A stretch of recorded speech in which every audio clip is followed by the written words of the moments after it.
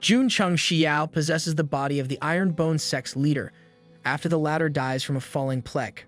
What seemed like a second chance at life quickly becomes a new form of agony.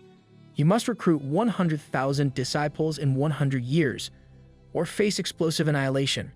Will Chengxiao succeed and become a respectable leader, or will he succumb to his doom? Hidden deep in the forest, a white-haired man compliments a stranger for his natural talents.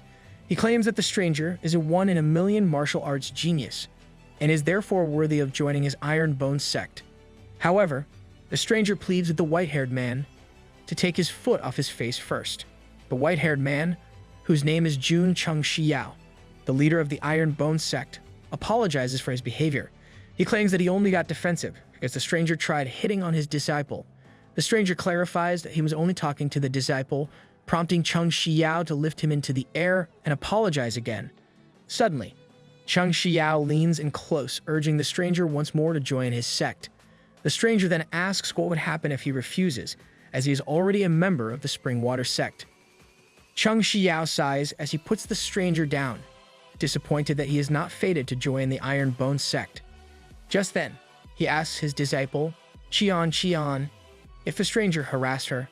Lu Qian, the first disciple in the sect, sits nearby and affirms Chengxiao's speculations, adding that the stranger tried to touch her hand. Suddenly, Chengxiao smiles devilishly, telling the stranger that he's seeking his doom. The stranger pleads for his life, justifying that he did try to do it but wasn't successful. He claims that it was only an attempted offense. Yeah, that doesn't help your case here, buddy. However, Chengxiao refuses to believe him, saying that Qian would never lie to him. Because of that, this stranger's buns are getting whooped. Chengxiao suddenly steps on the stranger's chin, making him bend over like he's a gymnast. The sounds of the stranger getting beat up echo throughout the forest, and soon enough, Chengxiao had enough. He walks away with Qian, asking if he looked cool back there. As they leave, the stranger reaches out to them with his remaining strength, vowing that they will pay for what they did to him. Chengxiao holds a strong belief in the Iron Bone Sect. Its founder and original leader, Wang, once jumped off a massive cliff and survived, an eccentric start to what became the sect. Well, that was unhinged. The goal of the Iron Bone Sect is to embody the spirit of Iron Men and perform righteous deeds. Over a decade of hard work, Wang transformed the once obscure sect into a level 9 sect. However, Wang's fortunes took a turn when his flamboyant behavior led to his arrest in a brothel. He was later executed after a failed escape attempt. This tragic hero's demise paved the way for Jun Chengxiao to become his disciple. But that was the original Jun Chengxiao, who also met an untimely end. 3 days after Wang's death, the original Jun Chengxiao was struck by a falling plaque as he exited the washroom one night, killing him instantly. Yes, just like that. Witnessing this, Chengxiao 2.0, slightly speechless, saw an opportunity and his spirit entered the original Chengxiao's body. Now in possession of his own body, this rogue spirit, assuming Chengxiao's identity, is determined not to let his past hold him back. Now that he has come to this world, he will rule it just like other time travelers do. He promises himself that he will beat every genius and rise to the top. Suddenly, he summons rare cultivation techniques, secret scrolls, and all kinds of systems to come to him. Just then, he hears a notification, indicating that he received what he wanted. Chengxiao is a bit shocked that he got what wanted just like that, but it's better than not having it. Suddenly, he gets notified that the top sect system has been activated. Now, the system is loading the data system for him. The startup system suddenly blows a strong gust of wind, which impresses Chengxiao. The system informs him of the basic information that he has to know. The sect's name is the Iron Bone Sect, and it's under level 9. Its leader is Jun Chengxiao, and it only has one disciple. It also has 0 contribution value. It has one main task, which is within 100 years. The host has to make the Iron Bone Sect the strongest sect in Starlong with 100,000 disciples. If the host fails, their soul will be destroyed immediately after the deadline. On the bright side, he only needs 99,999 more.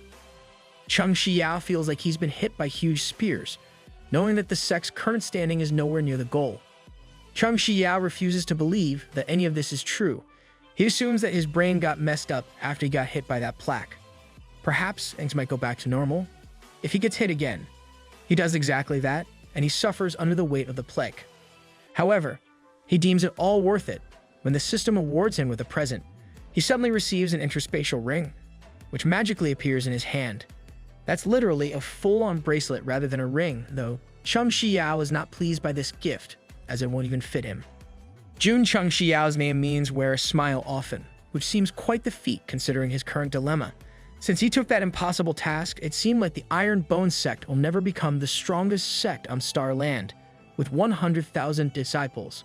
Not to mention, he only has 100 years for it. It's times like these when he feels most unhappy, which is just ironic. In the martial arts novels that he reads, the host always gets equipment, experience, or power. But why on earth did he get a giant ring? As he observes this so-called ring, he discovers an engraved writing on it, saying, "I'm really a ring." Wow, thanks for that, Sherlock. Feeling hopeless, he rests the ring on his forehead, saying that he should figure it out. Suddenly, a huge burst of energy radiates from the ring, exciting Chengxiao. Judging from the visual effects, there must be something good inside. He peers into the ring, which suddenly transports him into a vast wide space in the heavens. There, he receives a brick. Chengxiao holds the brick in his hand, wanting to erupt from frustration. He wonders where his artifacts and magic skills are. Isn't he supposed to receive an egg from a mythical beast or something? Chengxiao goes on his yapping, when he suddenly feels a heartbeat coming from the brick. Excited, he speculates that there's some awesome big lord inside, and he might just teach him top-tier martial arts. Chengxiao kisses the brick, thinking that he's the chosen one, because even a brick he finds in a washroom can be magical. Just then, he notices that some writing suddenly appeared after he kissed it. To his surprise, the writing indicates that the time remaining to self-explosion is 99 years, 355 days, 23 hours, 58 minutes, and 46 seconds. This bomb will be defused automatically if the host completes the main task. Come on, cut the guy some slack. This enrages Chengxiao, realizing that it isn't an artifact, but bomb. He gets so furious that he ends up tossing it into the distance, exclaiming that the time isn't even counting down normally because there's a missing hour. Suddenly, the system explains to Chengxiao that this is the soul bomb. It has independent thinking and emotions. If he makes it unhappy, it will only speed up the countdown. Chengxiao's eyes widen in shock, and his jaw meets the floor, obviously horrified by how he just acted. He wonders why the system didn't tell him this sooner, but never mind. He better get his apologies fast. Chengxiao immediately prays to the brick with some incense, hoping that he appeases it for his yapping earlier. Chengxiao suddenly screams at the system that he wants to go home now.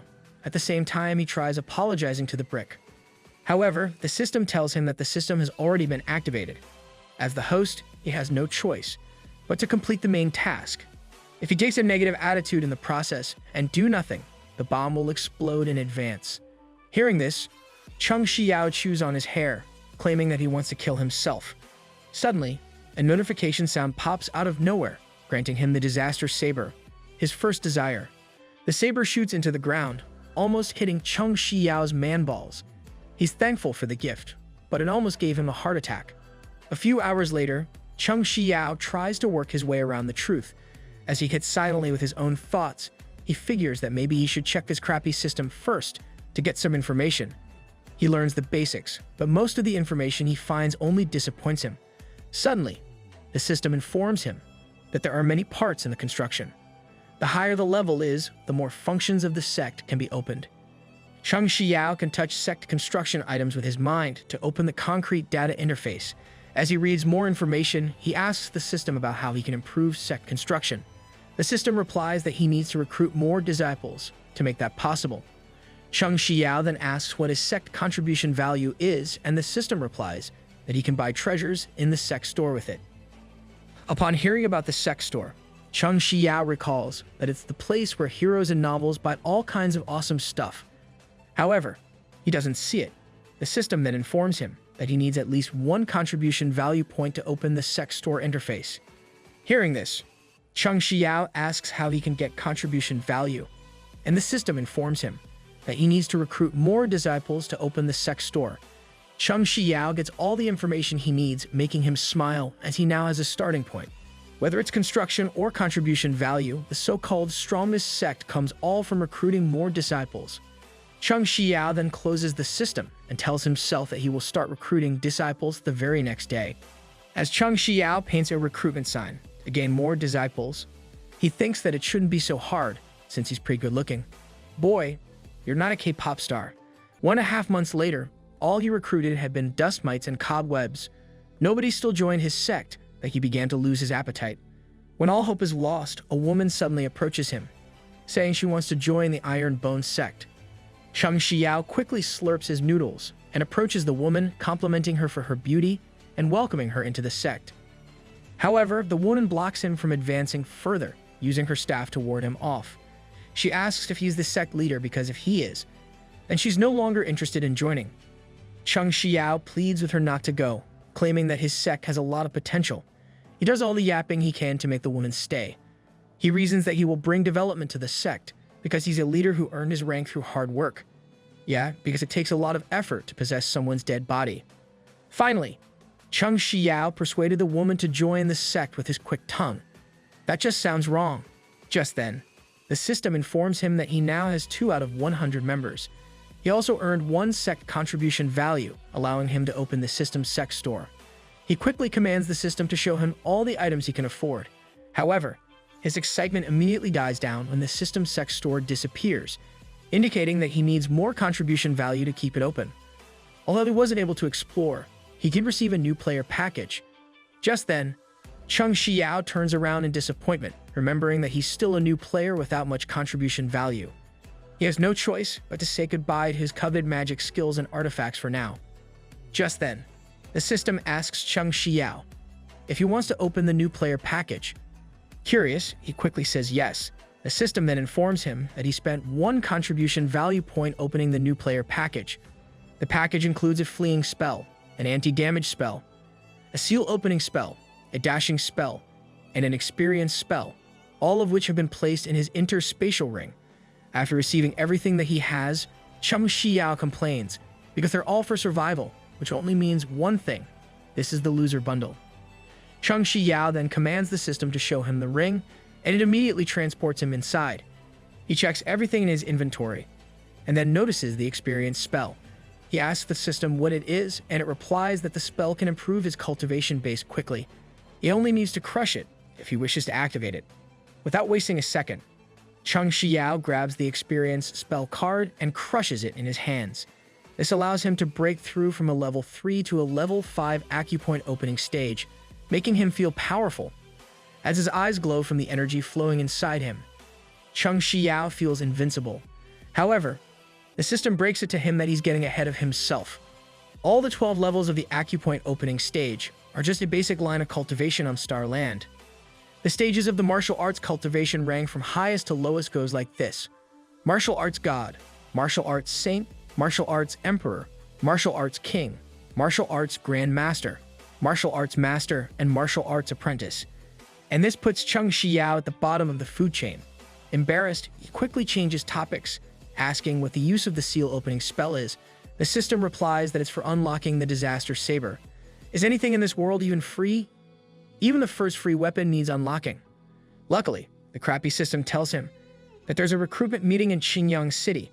This is a good chance for Chengxiao to recruit new disciples, so he immediately goes there with Qian. However, on their way to the city, they get cornered by a group of rogue men, and with them is the stranger that Chengxiao beat up earlier. The stranger points at Chengxiao with conviction, telling his friend Li that he is the one who assaulted him. Meanwhile, Chengxiao and Qian stand there thoughtless, struggling to understand what's happening. Just then, Qian asks Chengxiao who the guy is, and he replies that it's the pervert that he beat up earlier. He almost forgot about it. Suddenly, Li, the leader of the Spring Water Sect, wonders where Chengxiao got the audacity to beat up his disciple. He demands Chengxiao for his name, and he replies with a cold tone, adding that he's the leader of the Iron Bone Sect. Hearing this, Li turns to his comrades, asking if it's the sect whose leader was arrested by the government for hanging out in brothels, and was even executed for escaping from jail. Some of the men talk amongst each other, surprised that the sect still exists, when it should have shut down long ago. Overhearing their conversation, Chengxiao yells at the men for disturbing them just to insult his sect. Just then, Li talks back, pointing out that a leader of a worthless sect like him bullied his new disciple. Sensing that trouble is brewing, Chengxiao tells Qian to step back because he's about to beat everyone up. Qian complies, but before she goes, she reminds Chengxiao to grant her the title of leader when he dies. Everyone is speechless by what she said, especially Chengxiao. His one and only disciple wants his position as leader. Chengxiao activates his powers, and a red surge of energy suddenly surrounds him. However, as soon as Li sees 3 light circles on his wrist, he is dumbfounded that Chengxiao is only a level 3 acupoint opening martial artist. A sect leader should at least be a martial arts apprentice, even though his sect is a level 9 one. However, Chengxiao is only a level 3 acupoint opening martial artist, which sounds like a joke. Everyone starts laughing at him, while Li tells him to kneel down and beg for mercy. If he does, he might just get spared, and he'll forget any of this ever happened. While the men argue, Qian observes the situation and assesses that all the men from the Springwater sect are all level 4 acupoint opening martial artists. Just then, Chengxiao digs his palm into Li's face, doing it all in a swift motion that wasn't expected by anyone. He drags him through the forest grounds, leaving everyone shivering in fear.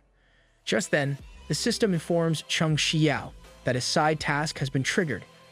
According to the interface, he has to deal with all the 4 disciples of the Springwater sect who provoked him.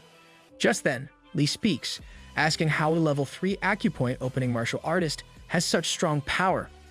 With his palm still on Li's face, Chengxiao slams his head into the ground, reminding this loser that he's a sect leader. With the leader being dealt with, the system counts this as 1 score. The other disciples attempt to attack Chengxiao, but when they see 5 rings in his arm, they immediately fall back.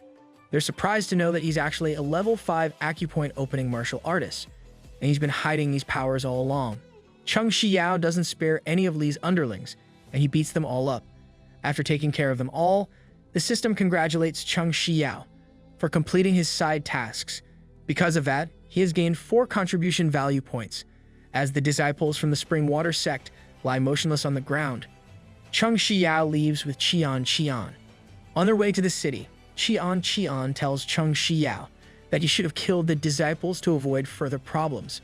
Chengxiao tenses up, suggesting that her idea is too cruel. However, Qian remains firm with her statement, reminding Chengxiao that Starland is a jungle, and he doesn't know the rules. He should never show his enemy any mercy. If he doesn't know that, then he's not fit to be a sect leader.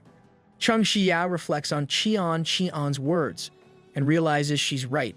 He's no longer living on Earth because he's in a different world now. This world only respects martial arts and the rules of the jungle. The people here shouldn't show any mercy. Just then, the system notifies Chengxiao of another side task. For this one, he has to educate Lu Qian about his beliefs and protect his dignity as a sect leader. Chengxiao is confused, and he looks at Qian in mystery, wondering if he should push through with the task. Suddenly, Chengxiao gets empowered to force his peace ideals to Qian. Even though the Iron Bone Sect is just a level 9, with only 2 members in it, he's still the leader. He has to establish his authority and show her who's boss. Just then, Chengxiao tells Qian that it makes sense not to be kind to their enemies. However, they're martial artists who pursue truth and purity. Therefore, it's not right to bully the weak. A strong gust of winds suddenly appears, making Chengxiao's speech even more dramatic. He adds that those disciples they encountered were no threats to him, so killing them would only hurt their sect's reputation. With this, the system congratulates Chengxiao for completing the side task and rewards him with 1 contribution value point. As Chengxiao does his manly brooding, he can't help but thank the wind for improving his little speech. Meanwhile, Qian watches him in awe and says she understands his beliefs. Suddenly, she brings out her sword, saying that she'll kill the disciples herself.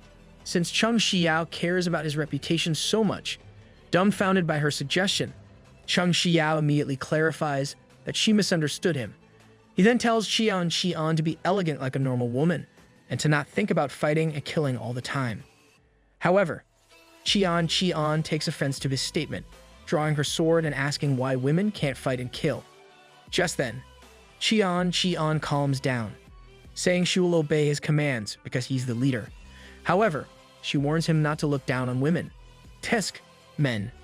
Meanwhile, Chengxiao, holding the tip of her sword with only 2 fingers, looks at her with a cold stare, wondering what experiences have made her so tough. As the two continue their journey, Chengxiao checks the store for anything that he can buy. Shopping can be addicting even for sect leaders, as he continues swiping into the system, which only he can see. Qian wonders if he lost his mind. Meanwhile, Chengxiao starts getting bothered because he can't afford anything in the store. None of the items cost 1 point. The only item worth 1 point is a junior healing pill, which doesn't sound very appealing to Chengxiao. Making medicine your first purchase doesn't sound very cool, so he claims that he won't buy it, unless he's dying. Just then, Qian stops in her tracks when she hears something rustling close by. She suddenly grows vigilant, grabbing her sword and warning Chengxiao that someone is in the area. They look in the direction where the sound is coming from, and it leads to a bush before them. Chengxiao hopes it's not a fierce beast, because he once encountered a strong one that left him traumatized. Its power can compete with that of a martial arts apprentice, with his imagination scaring him. Chengxiao urges Qian to change paths, because the one ahead looks terrible and dirty. However, Qian walks towards the rustling sound with her sword in hand, claiming that they're not dealing with a beast. Just then, she discovers that it's an injured man. Chengxiao approaches the man, claiming that he's dying. Judging from the claw marks, some fierce beast must have injured him. Qian suddenly urges Chengxiao to proceed with their journey because it's getting dark. She doesn't want to encounter the beast and end up like the man. However, Chengxiao insists that they should help him. Qian asks how he's going to save him, since he looks like he's about to bite the dust any second. She claims that she can't save him, unless he's something like a medicine cultivator. Suddenly, Chengxiao smiles, saying that he might not have gotten any medical training, but he has a healing pill. He then purchases the healing pill, bringing it out into the open. I guess his first purchase is medicine after all. But hey, this is an investment. With a smile, Chengxiao feeds the pill to the injured man. Meanwhile, Qian doubts that the pill can heal a man. He has internal injuries, and she believes that such a common medicine wouldn't help him. Just then, her eyes widen in shock as she sees the man attempting to stand up, miraculously healed from his injuries. Chengxiao looks back at her with a cocky expression, asking her what she's murmuring about. In disbelief, she exclaims that the man was on the brink of death a minute ago, and is now jumping up like nothing happened. In her head, she's in awe of Chengxiao's capabilities. If it weren't for that weird look on his face, everything would have been perfect. It turns out that Chengxiao is already making up a money-making scheme in his head, planning to make a big business as a healer. He quickly tells the system to open the store, eager to hoard the pills. He reckons that everyone gets injured a lot in this world of martial arts. He will use the rest of the points to buy pills and sell them at a higher price.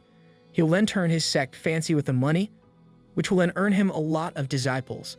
The vision is already coming to life in Chengxiao's head, but his euphoria doesn't last that long.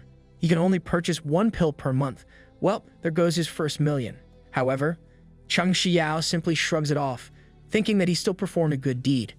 However, he suddenly notices that the man left without thanking him. He suddenly sinks in despair, finding it hard to let go of his precious contribution point.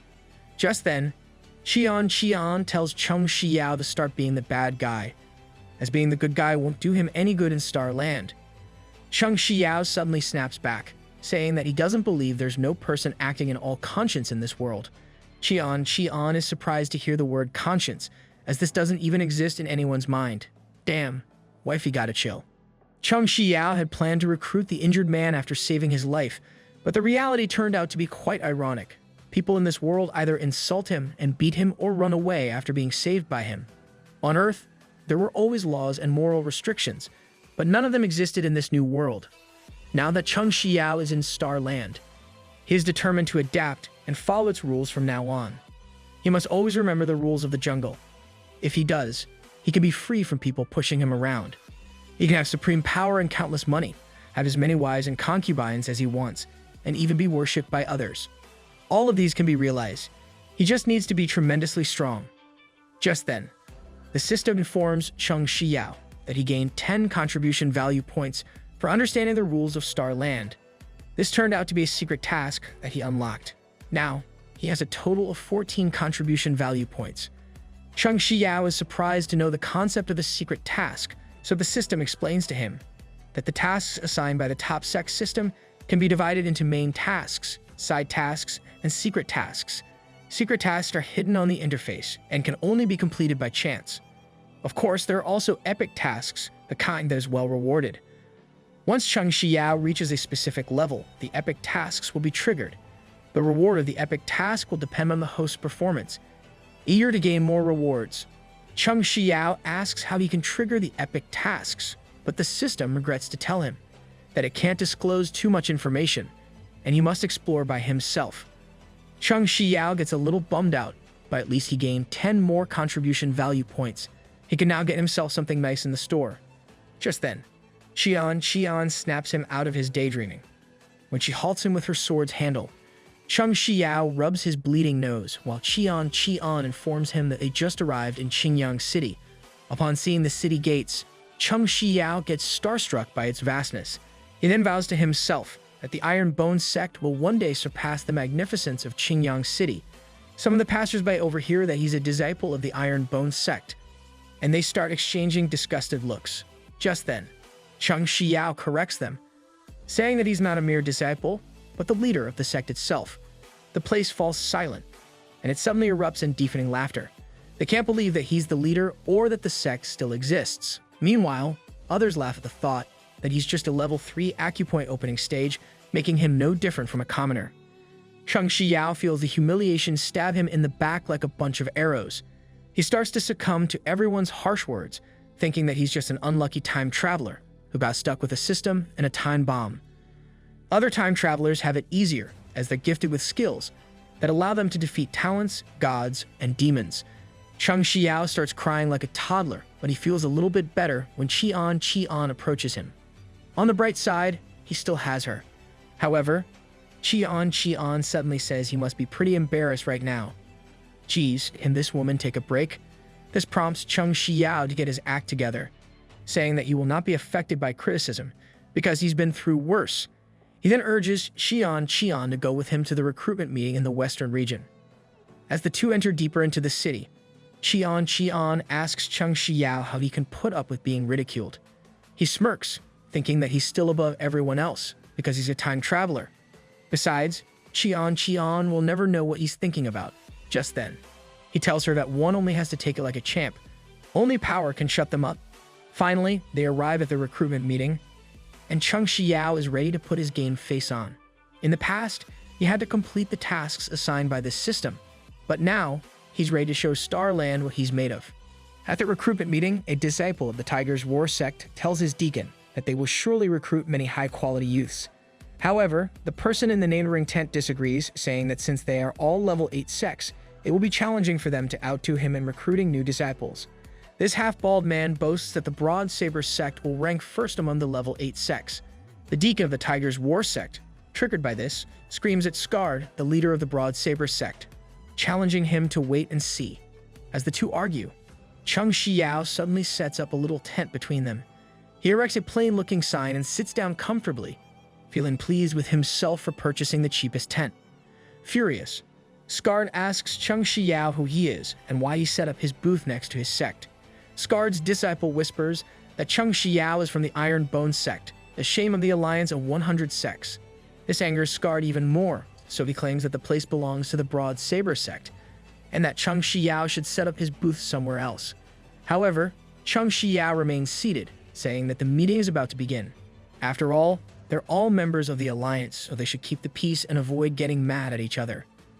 Just then, the Baldy from the Tiger's War sect joins in on the conversation, saying that he would have treated the Iron Bone sect as an equal if Leader Wang were still alive. But now, it's a disgrace to have a sect like theirs recruiting beside them. With an uninterested look, Chengxiao only replies that he's setting up his booth beside theirs anyway. We love an unbothered king.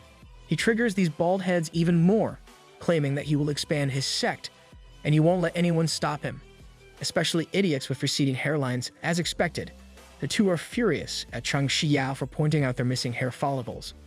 Just then, the leaders command their disciples to take down Chengxiao's tent. Meanwhile, Chengxiao is more excited than worried, knowing that this is literally free advertising. However, everyone comes to a halt when somebody announces that Qingyang from the Li family has come to the recruitment meeting. Upon hearing that Li is present, the leader of the Tiger's War Sect immediately changes his priorities, urging his disciples to go over there and recruit the young man.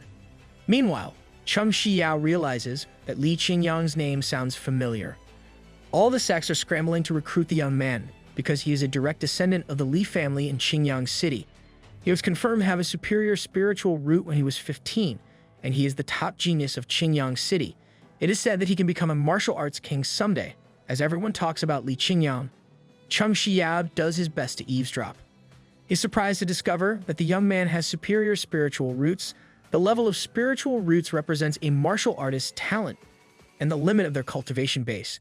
The most powerful level is God, followed by Saint, Superior, Medium, Common, and Inferior. In a small place like Qingyang City, even a medium spiritual root is rare. This realization makes Chengxiao feel insignificant, as he himself has nothing but a measly inferior spiritual root. However, he can't give up on a disciple like Qingyang, so he resolves to do everything in his power to convince him to join the Iron Bone Sect. As Qingyang walks into the recruitment meeting, everyone follows him around like he's Jesus. They start to bribe him with different things, hoping he'll join their sect. This young man looked very familiar, prompting Chengxiao to ask Qian if they met him somewhere. I swear this MC has the memory of a goldfish.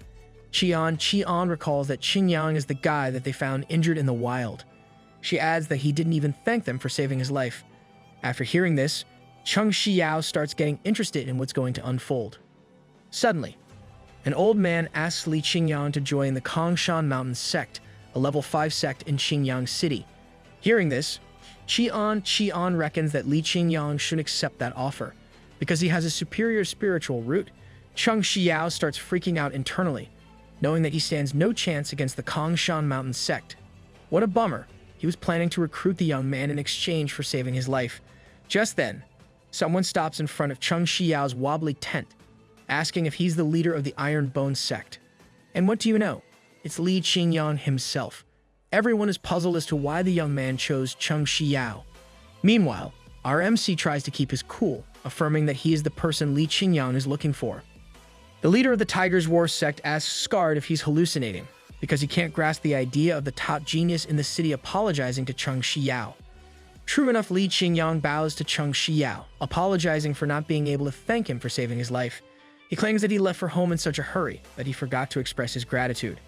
With a smug face, Chengxiao tells Qingyang that it's nothing. He suddenly holds the young man's arm like a creep, saying that he completely forgot about the incident until he mentioned it. Qian can only roll her eyes as she listens to her master, knowing that he was ready to blackmail Qingyang, so he joined their sect. Just then, Qingyang asks Chengxiao to tell him more about his sect. At that moment, the system informs Chengxiao that he has triggered a side task. Chengxiao feels a surge of excitement, thinking that luck is on his side today. According to the system, he must recount the glorious history of the Iron Bone Sect to the top genius in Qingyang City and persuade him to join. Chengxiao's excitement quickly turns to gloom as he wonders if his sect has any glorious history at all.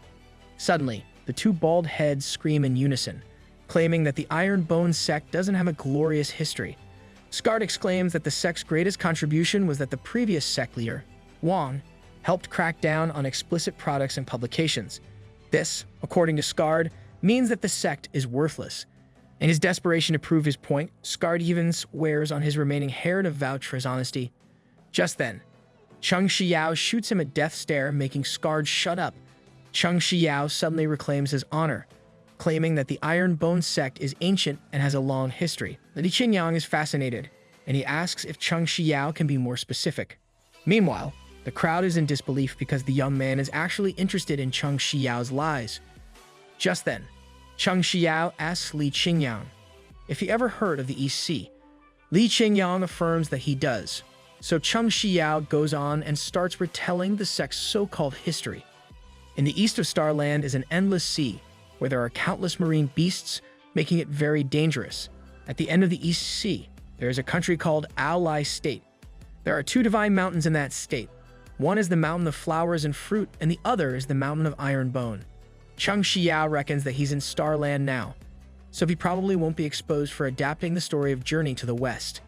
He continues, claiming that the Iron Bone Sect originated from the Mountain of Iron Bone, whose first sect leader was Sun Wukong, the Monkey King. The crowd is in awe, and they start wondering if any of this is true. Suddenly, the leader of the Kongshan Mountain Sect interrupts, claiming that this is all nonsense. He explains that the East Sea is very dangerous, and even martial arts emperors dare not venture deep into it. He adds that Ally State is not mentioned in any of the existing records, let alone the Mountain of Iron Bone. However, Chengxiao keeps up with the act and crosses his arms, telling the old man that he knows nothing about Starland. Furious, the leader of the Kongshan Mountain Sect demands that Chengxiao tell him who Sun Wukong is and who his master is. Chengxiao replies that the first leader of the Iron Bone Sect got his power from nature. After thousands of years in incubation, he was born from a divine stone.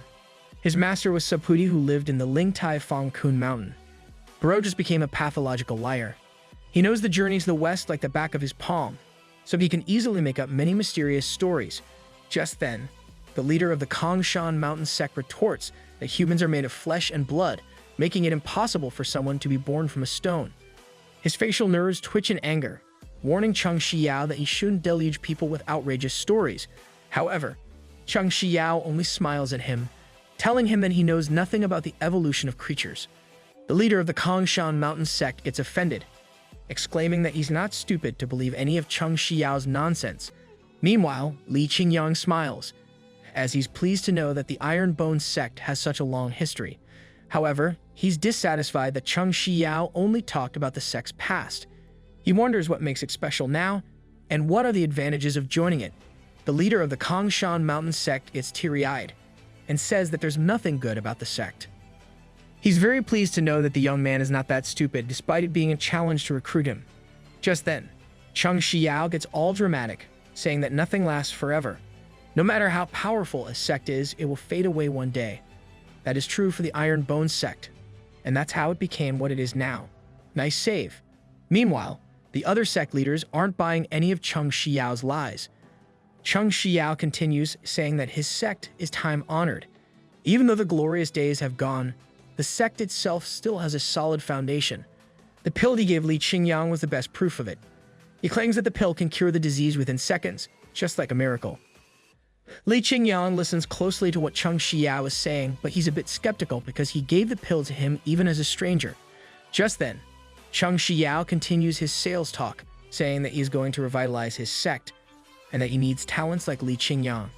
It's hard for him to provide Qingyang with what the others have offered, but if he wants to become a martial arts emperor, then joining the Iron Bone Sect is the best way. The leader of the Kongshan Mountain Sect is taken aback by Chengxiao's claims, and he wonders where he got the audacity to make such drastic claims. Becoming a martial arts emperor is the most powerful stage of cultivation in Starland. Those emperors are the gods worshipped by all. However, Li Qingyang suddenly agrees to join the Iron Bone Sect, making the leader of the Kongshan Mountain Sect freeze in shock. Chengxiao immediately approves Qingyang's application form. This also completes his side task, earning him 5 contribution value points.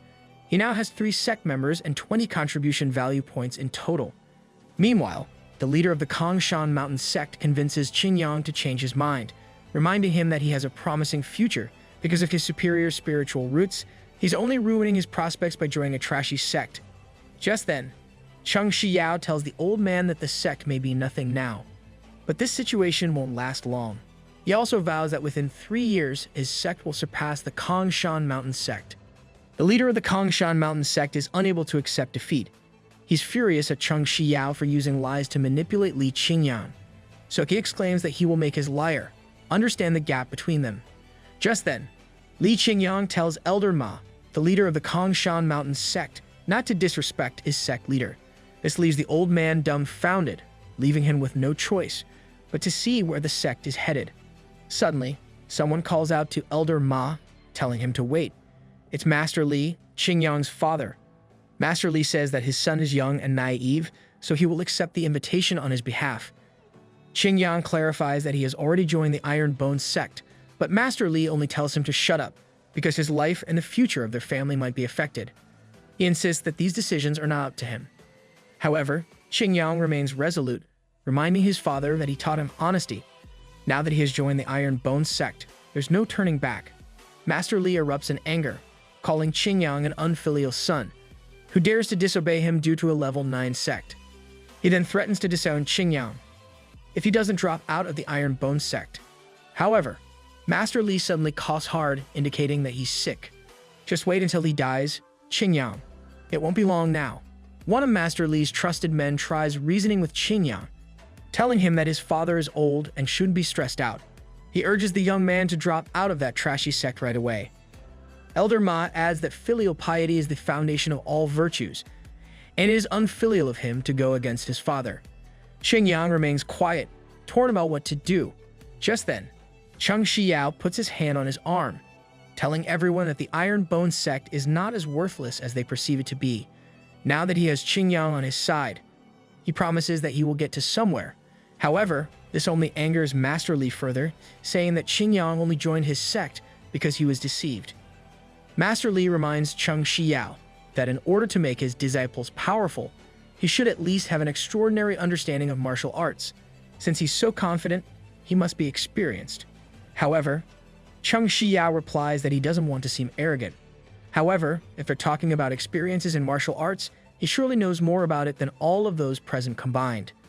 As Qian listens to Chengxiao, she can't help but be worried about his exaggerated bragging. Just then, Master Li tells Chengxiao to give him some advice. In Qingyang City, there's a sword technique that has been passed down for 100 years.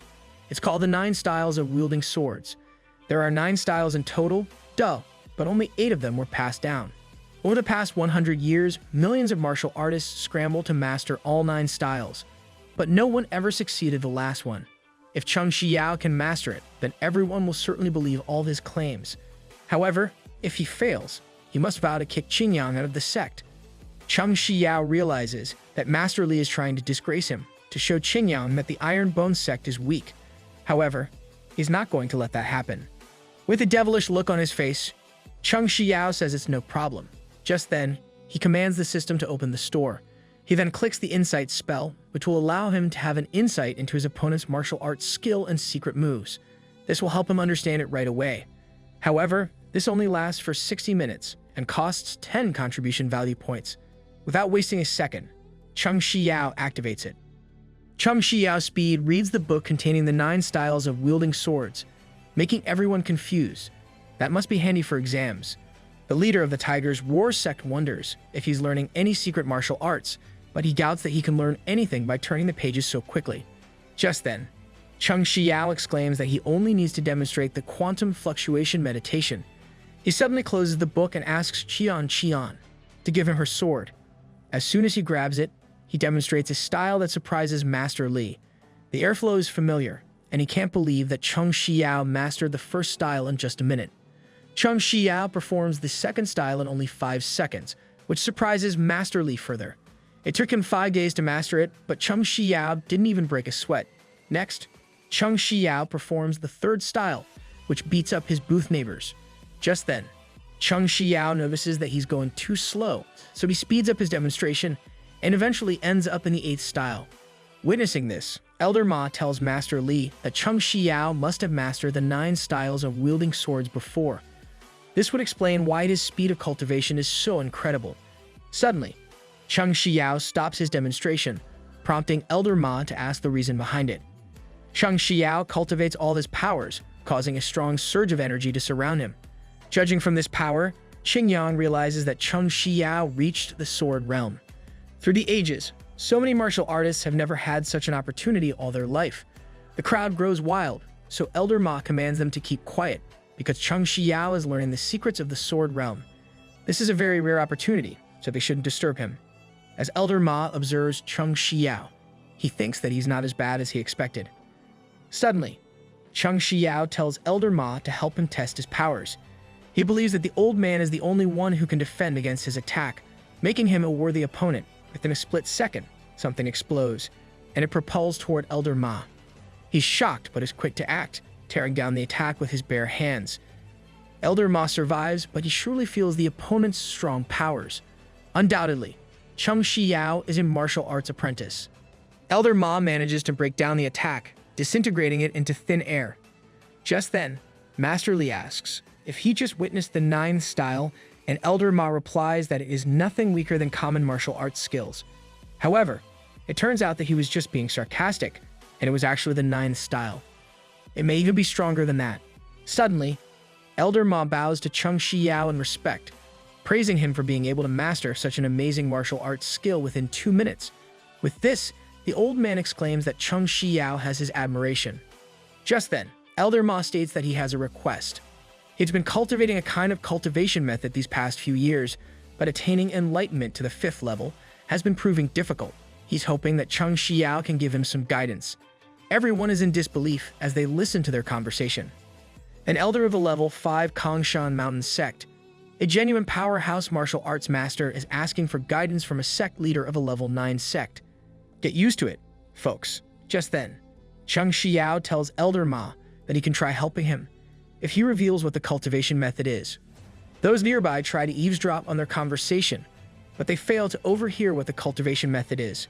However, Elder Ma claims that this cultivation method has puzzled him for several years. Yet when he hears Chengxiao's words, it's like he encountered newfound wisdom. With a smug smile, Chengxiao tells the old man that if he follows his advice, then he should go back and train for 1 or 2 months. He should be able to break through to a higher level by then. Elder Ma immediately excuses himself, saying that he has something to take care of back at the sect.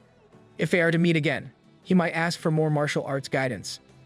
As soon as Elder Ma leaves, everyone quickly flocks toward Chengxiao. They want some martial arts guidance for themselves, and they're willing to pay for it. Chengxiao peers into the system and finds that he has 57 minutes left, which is a lot of time. In that case, he might just bring in some easy money. Chengxiao suddenly informs everyone that he will charge 100 taels of consultation fee for each martial arts question. Get ready, folks. Someone's about to be a millionaire. Chengxiao immediately starts his little business. Qingyang gives queue numbers to the customers, resulting in a very long line. Some are growing tired of waiting, but they can't cut the queue, or Qian will beat them up. Meanwhile, Chengxiao continues to take in customers, and he's loving it. He's already earning money, but he's also learning their martial arts skills and cultivation methods at the same time. What a huge profit. Just then, Master Li comes forward, wanting advice from Chengxiao. However, Chengxiao charges him with 1,000 taels, making Master Li question why his fee is more expensive. He has already agreed to entrust his son to Chengxiao's teachings, so what's the reason behind his inflation? After hearing that Master Li is Qingyang's father, Chengxiao immediately gives him a huge discount, only charging him with 1 tael. The next customer overhears the discount, making him shocked. Meanwhile, Chengxiao claims that this is an exclusive benefit for the parents of his disciples. As soon as everyone hears this, they immediately present their sons and daughters, claiming that they will join the Iron Bone Sect. These guys just turned their children into currencies. With a smile, Chengxiao tells his 2 disciples that the recruitment has begun. Chengxiao spends the rest of the day approving application forms from the disciples. He's so exhausted, but he's only recruited 10 disciples with medium spiritual roots and 40 with common roots. This time around, the talented disciples are estimated to be only this much. The remaining ones just have inferior spiritual roots. Currently, Chengxiao has 90 sect members, which gives him a total contribution value of 97. Despite the exhaustion, he keeps a positive attitude, knowing that the recruitment of 100,000 disciples is just around the corner. Just then, the system warns Chengxiao that the number of sect members has reached the limit. If he accepts a disciple after full capacity, he will be severely punished. Upon seeing the warning, Chengxiao gets pissed. He can't accept the fact that he's only allowed to recruit 100 people. Suddenly, he notices that the system has added 2 features, the sect achievement value and the sect mission, both of which have nothing indicated on them. The system explains that if he wants to break through the 100-person limit, he needs to dispatch disciples to complete sect missions. Once the sect missions are completed, the sect achievement value is increased. Once the achievement value is full, he can now expand the recruitment. Chengxiao can only imagine himself lying on the floor, complaining because all these additional chores feel like bullying. Suddenly, a stranger asks for Chengxiao, accusing him of getting away unscathed after beating up his Springwater Sect disciples. The stranger, who looks like he's from JoJo's Bizarre Adventures, is Wei Yinu, an elder of the Springwater Sect. Last year, there was a level 8 sect disciple who beat up a Springwater Sect disciple, and as a result, the sect leader had to personally unmake the disciple's cultivation and expel him from the sect. It doesn't even end there, as he had to pay up a lot of taels as compensation. Chengxiao asks Qingyang why the level 8 sects are so afraid of the Water Spring Sect, despite being a level 9 sect. Qingyang explains that their sect elders are from the level 5 Holy Spring Sect, which explains why everyone is fearful of them. Wei Yinu suddenly tells Chengxiao to kneel down and apologize, because he already knows his great capabilities. If he leaves his money and destroys his own cultivation, he can leave alive. Just then, a system informs Chengxiao that he just received his first sect mission, which is to teach the troublemaking Springwater Sect elder a lesson. Suddenly, Chengxiao tells Wei Yinu that a few trash disciples of his had taken liberties with his female disciple. He adds that was already merciful by giving them a small punishment. Wei Yinu gets offended that Chengxiao demands justice from him, so he asks him if he's asking for his own death. He then goes into a triggered mode, and he invites Chengxiao to settle their grievances on the platform. Hearing this, Qingyang advises his master not to take the bait, as Wei Yinu is at the level 12 acupoint opening stage. If he accepts the duel on the platform, it will become a fight to the death. However, Chengxiao doesn't flinch at the idea, thinking that it will save them a lot of trouble. Moments later, everyone gathers around the platform as Chengxiao and Wei Yinu face each other. When Chengxiao punches Wei Yinu in the stomach, Qingyang wonders if his master has attained the martial arts apprentice level. Just then, Wei Yinu recovers and bonks Chengxiao in the head. Suddenly, Qian corrects Qingyang, saying that their master is only at the level 5 acupoint stage. Qingyang gets worried after hearing this, so he asks if Chengxiao left any last words. Just then, Wei Yinu tells Chengxiao that if only he cowered before him, he would have let him off easily. But since he came to the platform, then he should prepare to die. He then warns Chengxiao that he mainly cultivated his physical body. Without enhancement from any martial arts skills, just one punch from him can hatter a 1,000-kilogram boulder. God, this guy is such a yapper. Meanwhile, Chengxiao is unfazed by Wei Yinu's grand monologue. While he picks his nose, he asks Wei Yinu if he has any other big talk. Furious, Wei Yinu charges with a powerful punch, but he's shocked to see that he didn't create any damage. Wei Yinu's jaw meets the floor, dumbfounded that Chengxiao didn't even take a small step back. He has never seen this kind of martial arts skill. Meanwhile, Chengxiao smiles devilishly, having triggered the Golden Bell shield. Witnessing what just happened, Qingyang asks Qian what kind of martial arts skill their leader is using. He has never heard of it, making him wonder if it has been passed down from ancient times in the Iron Bone Sect. However, Qian says the chance that Chengxiao is making up fake stories seems more likely. But then again, he does have a lot of secrets that people can't see through. Chengxiao might look tough, but he's actually hyperventilating inside. That attack was so dangerous, and he was just lucky that he was able to pull off the anti-damage spell from the new player package. If that failed, the impact would have seriously injured him. Or worse, he could have died. Meanwhile, Wei Yinu screams that if one punch is not enough, then he will give a few more. In a fit of rage, he relentlessly punches Chengxiao. However, even with his fists bleeding and the ground cracking beneath them, Chengxiao remains untouched. To trigger Wei Yinu further, Chengxiao tells him to try harder, because he might just be able to wrinkle his clothes. Finally, Wei Yinu stops, realizing that Chengxiao's defensive martial arts skill is truly terrifying. Meanwhile, Qingyang comments that with Chengxiao's talents, he is basically invincible at this point. Just then, Wei Yinu calls Chengxiao a brat and warns him that he's forced to use his trump card. As he accumulates his remaining powers, he tells Chengxiao that he should at least feel honored even in death. Unbothered, Chengxiao only thinks that Wei Yinu looks like Hercule in Dragon Ball. Even his trump card is Kamehameha. Just then, Qingyang warns Chengxiao that Wei Yinu is about to use the Holy Spring Sect's unique martial skill at mid-common level. This is called the brilliant, forceful, resplendent, golden boulder fist-style zero. How did he even come up with such long names? However, Chengxiao remains unimpressed when he learns that the Holy Spring sect's leader is called Minato Namikaze. Just then, Wei Yinu grits his teeth in anger, asking how Chengxiao dares to look away when facing such a threatening martial arts skill. He releases the attack towards Chengxiao, screaming that he should die. However, to Wei Yinu's horror, Chengxiao's barrier remains spotless. His fancy, brilliant, forceful, resplendent golden boulder fist-style zero literally cracked in front of him. To rub in the embarrassment, Chengxiao even points out that his attack cracked.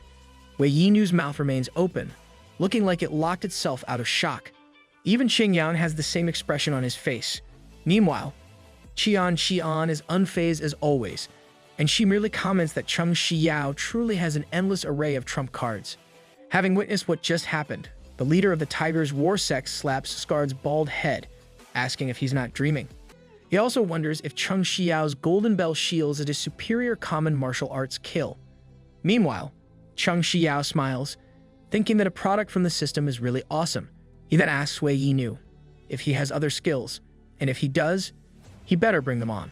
That is, if he still has the energy for it. As the crowd notices Wei Yinu's exhausted breaths, they assume that he can no longer take it. Although superior martial arts skills are fearsome, they also consume high spiritual energy. This would explain why he's worn out. However, Wei Yinu refuses to accept defeat, and he laughs at the thought of him being drained. Just then, he musters all his strength to summon a spatial device, smashing it to the ground to assert dominance. Chengxiao smiles at his opponent, impressed that his blade is a weapon forged by Master Fan. Master Fan is the top master forger in the entirety of Starland.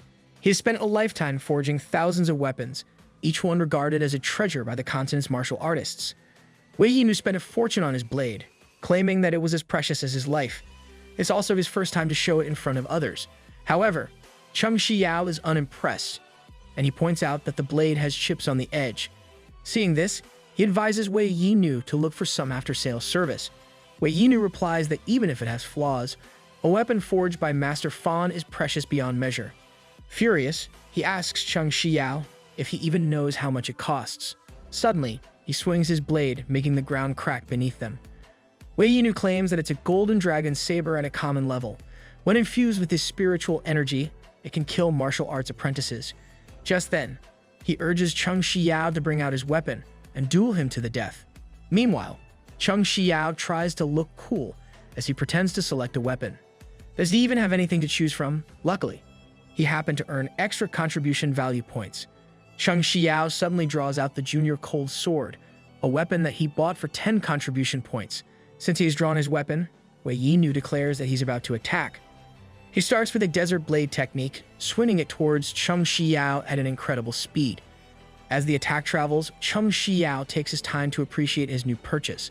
However, with a few seconds remaining before the attack lands, he swings his sword and delivers the 9 styles of wielding swords. 9. Blood starts to splatter, and Wei Yinu remains frozen as he tries to grasp what happened. Meanwhile, Chengxiao apologizes for not being able to control his blade, as it's his first time using it. Suddenly, Wei Yinu's precious blade hits the floor, and he starts screaming in agony. His arm got cut off. Chengxiao tenses up, wondering if he was too harsh. However, he justifies that Wei Yinu was trying to kill him, and cutting off his arm just seemed fitting. He claims that if people don't bother him, then he won't bother them. However, if they start messing with him, then he will return the favor kindly. Just then, Chengxiao walks out from the platform, urging his disciples to leave with him. The crowd can barely believe that Chengxiao defeated Wei Yinu, a martial artist at the level 12 acupoint opening stage. He didn't just defeat him, he literally crushed him. However, Scarred and the leader of the Tiger's War Sect start to grow concerned for the Iron Bone Sect, knowing that the Springwater Sect will be in an uproar. Later on, Chengxiao reaches the gates of the city. He tells Qingyang to spend more time with his family and report to him in 10 days, as it will be difficult to visit them once he enters the sect. However, Qingyang says that his father is already following his guidance, and he is probably engaged in closed-door cultivation as they speak. Returning home now will be meaningless. Hearing this, Chengxiao allows Qingyang to return to the sect with him. Before they leave, Qingyang asks for a presumptuous request, which is to bring his dearly beloved to the sect with him. Chengxiao giggles, asking if it's a boy or a girl. Does it matter though? A hole is a hole. Qingyang replies that it's a girl, but she comes from a mediocre and poor family. Chengxiao asks Qingyang if this is the other reason why he joined the Iron Bone Sect. Qingyang affirms it, saying that a decent sect like the Kongshan Mountain Sect will never allow him to bring outsiders to the sect. Chengxiao says that the sect currently needs people to take care of the chores, so it's alright if Qingyang takes his lover with him. However, Chengxiao is furious that Qingyang is only 16 and he's already in love. Meanwhile, Chengxiao is aging by the day and is still single. He grabs Qingyang by the collar, suggesting that the young man is insensitive to his feelings. Left with no choice, Chengxiao tells Qingyang to bring the girl over. Qingyang immediately goes to his lover, but all he finds is a handwritten note. She didn't want to hinder his future, so she left after leaving the letter. This heartbreak might just motivate this guy to become a god. Chengxiao reassures Qingyang that if the girl is truly born from poverty and mediocrity, then perhaps leaving quietly was the best ending for the two of them.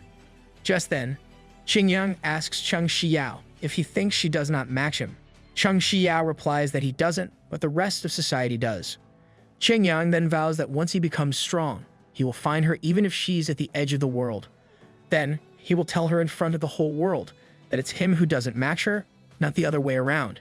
Hearing this, Chengxiao reassures Qingyang that he will turn him into a powerful person. Qingyang almost tears up when he hears this, thankful that his master has his back. Later on, Chengxiao, Qingyang, and Qian finally arrive at the Iron Bone Sect, which doesn't look very presentable. Seeing this underwhelming view, Qingyang wonders if it's too late to back out. However, Chengxiao reassures him that they earn a lot today, so they just have to repair the sect a little. Just then, Chengxiao spots a little boy pissing by the stairs, so he chases him with his sword. The kid's piss shoots for the sky, while Qingyang holds his master back. Chengxiao desperately tries chasing the kid, vowing that he will cut off his little wiener. When the kid is finally out of sight, Chengxiao composes himself and says he won't bicker with a 3-year-old.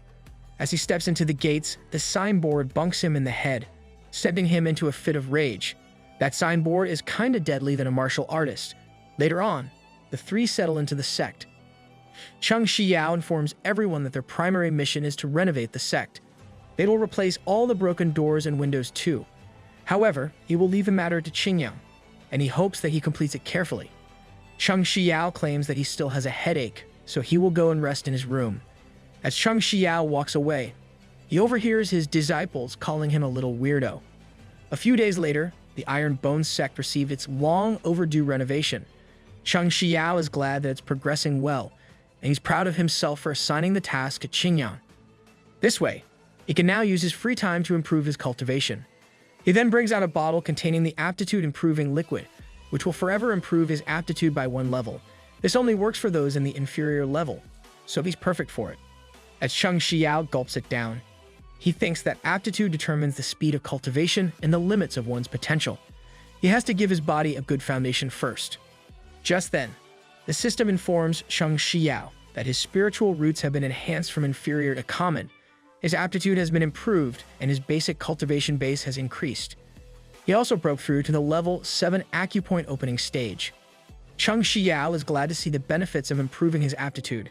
The next time he improves from common to medium, there should be greater benefits. However, he reckons that this won't be enough to deal with the Springwater sect's coming retaliation. With this in mind, he asks the system if there's any way for him to improve his level in a short amount of time. Luckily, the system replies that there is. He has to exchange cultivation bases, but this will instantly consume all of his contribution value points. Chengxiao wastes no time and exchanges his contribution value for the cultivation base. The system informs Chengxiao that he broke through to the level 10 acupoint opening stage. Hearing this, he exclaims that he feels the power and starts punching the walls close to him. Sir, that's gonna cost you." As he punches a hole on the wall, he sees Qingyang on the other side, informing that the damage he caused will cost him at least 200 taels to repair. Without making a fuss, Chengxiao hands all of his money to Qingyang, telling him that he needs to do some closed-door cultivation. Qingyang receives the money, and he informs Chengxiao that they have 3 days for the renovations before his peers arrive. 3 days later, Chengxiao finally finishes his cultivation. With the help of the meditation spell that the elder from the Kongshan Mountain sect consulted him with and the medium spiritual root, the efficiency of absorbing spiritual energy has improved. However, he still needs to practice a few months to break through to another stage. Just then, as Chengxiao steps out of the room, he gets shocked by the major renovations that Qingyang has done with the place. It's almost unidentifiable with all the greenery surrounding him. There are even water ponds, pavilions, rock gardens, and a loft. It all make Chengxiao wonder if this is really his sect. Suddenly, Qingyang approaches him, asking if he's satisfied by the renovations. With a shocked look, Chengxiao exclaims that he thought he accidentally trespassed into a palace. Qingyang is pleased by his reaction, and he invites Chengxiao to come with him to the training grounds in the front yard. As they head there, Qingyang reports the breakdown of the renovation costs, which makes Chengxiao weep in disappointment. He asks Qingyang if this is all that's left from the money he earned these few days. Qingyang replies that a small change of a few thousand taels is not that much as Chengxiao thinks. The disciples also want to redo the inner courtyard as well, so it will probably cost another 4,000 taels. Hearing this, Chengxiao tears up again, thinking that he's bankrupt in both money and contribution points. Meanwhile, the disciples start to arrive, and they are in awe of the sect's opulence. Chengxiao overhears them, and he thinks to himself that the place better look grand because he just got bankrupt for it. Just then, he notices that there are only 24 disciples, so he asks where the others are. One disciple answers that they live in remote areas, so they will be a little late in rushing over.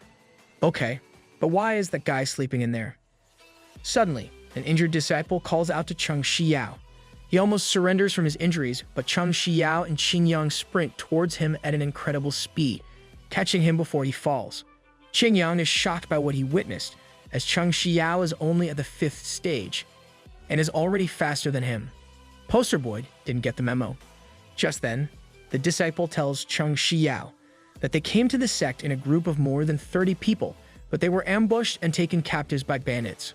Hearing this, Chengxiao acknowledges the disciple's report and tells him to rest. He then opens the note given by the bandits, telling him to prepare the money and come to the Black Mountain to exchange for hostages. If he doesn't comply, they will be killed. Furious, Chengxiao disintegrates the paper in his hand, saying that those bandits seem tired of living. Oh well, peace was never an option in this world.